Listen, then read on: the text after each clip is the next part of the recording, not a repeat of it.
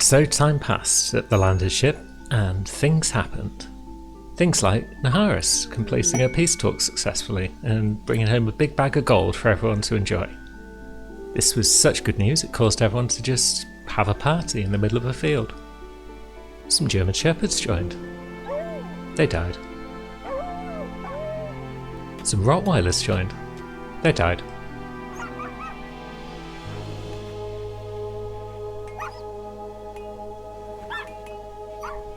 Jumper joined. She didn't die. She's got paralytic abrasion, so she's going to need 36 days in a hospital bed. I didn't think that was an amazing idea right now, so what I did is stick her in a cryosleep casket.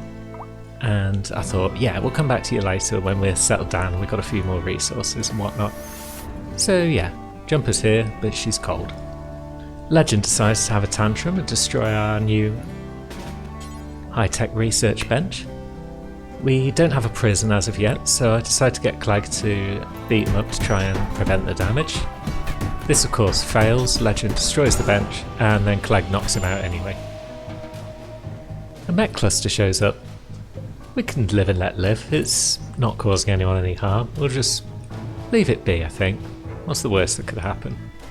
We'll probably prevent access through that door though, because we don't want all our colonists to be fleeing in fear every time they try and run out. So yeah, that became the forbidden door, and we went back to building a wall around the spaceship.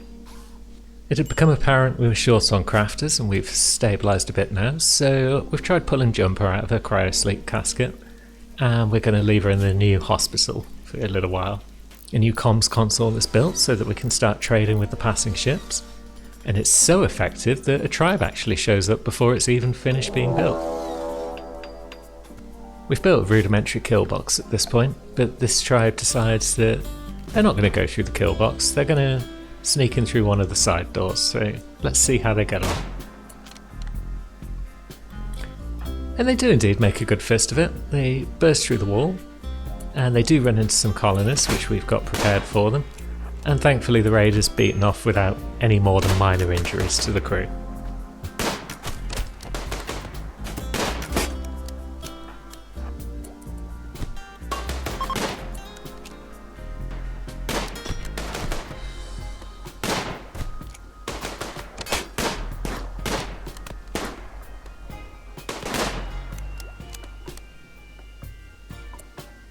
We've built a TV in the hospital so that patients can get a bit of recreation in as well as the colonists. And as you can see here, it gets a lot of good use. Patients and colonists enjoying themselves side by side. Lovely stuff. A mech raid drops in out of nowhere. This could be our first opportunity to test out the kill box. And sure enough, the first mech falls in 2 traps, as you might expect. Let's see how the big boy gets on. We've got a few turrets in place, but we've got no reason to turn them on for this guy, I would imagine. And that proves to be the case, as he does indeed go down in a couple of traps.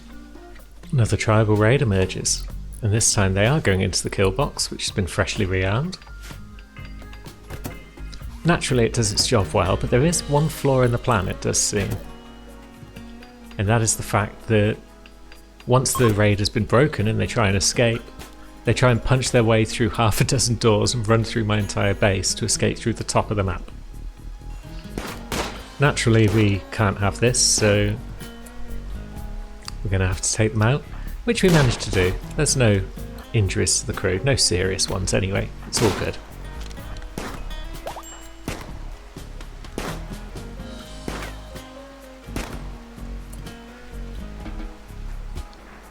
Gogabal falls out of the sky, gets rescued. We're going to release them in a moment for some faction relations, just as soon as they're healthy enough to walk. And literally as soon as they're healthy enough to walk is when we release them, so it takes them about 4.5 years to make it to the edge of the map and get to safety.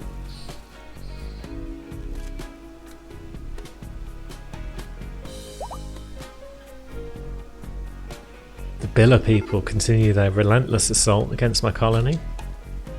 The kill box is freshly rearmed, so I'm sure you can imagine how that's going to go. We do actually manage to take some prisoners this time. I considered doing some operations on them. Take off their legs and put on some wooden ones to give the crew some medicine experience. But we are running low on heal root at this stage, so I abandon that, release the prisoners, and get some more heal root planted. A bulk goods trader shows up through the comms console and we get to buy some plasteel. That means we can finally build the multi-analyzer that we researched back in Vanille, and speed up our research and unlock access to new ones. As an added bonus, we build a ground scanner as well, so we can look for any resources that are buried beneath the ground on this map. Another larger mech cluster shows up. It's not causing any harm, let's live and let live once more. Sure, it'll be fine. The next raid that approaches is from the Wasps. As they're sneaking in, I notice the aftermath of a punch-up between what looks like a wolverine and a bear, so that's going to be some free meat for us once this raid's over.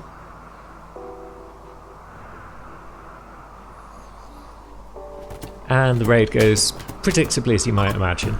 They'll run into the traps, they'll die horribly. They are still trying to escape through the base though, so we send in Paola to try and prevent any more damage to the base and just take them out before they can do anything serious. She achieves reasonable success with this goal. We lose the door, but that's about it. Fabrication is researched. We can now build ourselves a fabrication bench and start turning steel into components. Which essentially means as long as we've got steel, we've got an infinite supply of components, so that will just be a lovely news for everyone. Some Welsh Terriers join. They die. A cluster of events occur at the same time. Clegg and Kim pick up a bout of the plague, possibly some sort of divine retribution for their affair. Although Naharis is a patient woman, she remains married to Clegg to this day. We finally finished building the fabrication table, so we're going to be able to start crafting those components. And fortunately, we've just got a new crafter who can do it for us, as Jumper finally rises from her slumbers and puts on some clothes. And then she will immediately get to work and prove to be a very valuable asset in this endgame. Clegg's plague cuts it very close to the edge, but fortunately the hospital and the medicine that he's received is just enough to see him fended off before he expires. And things are looking up for Legend at last.